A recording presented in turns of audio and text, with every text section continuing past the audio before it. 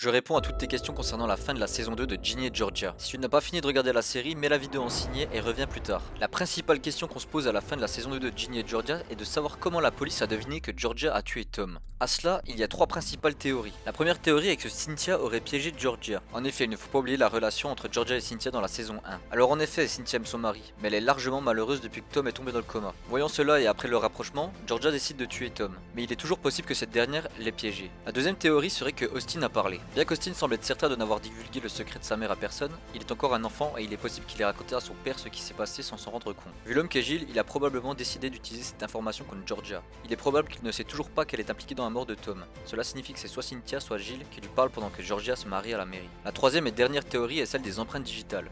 La police a pu avoir des doutes sur cette affaire et a pensé qu'il s'agissait d'un acte criminel. Ils ont alors recherché d'éventuelles empreintes digitales et ont trouvé une série d'empreintes correspondant aux échantillons prélevés sur Georgia lorsqu'elle a été arrêtée pour avoir organisé des compétitions de poker illégales à l'âge de 17 ans. Alors, quelle est votre théorie préférée et en avez-vous une autre? Pense à t'abonner pour ne rater aucune sortie.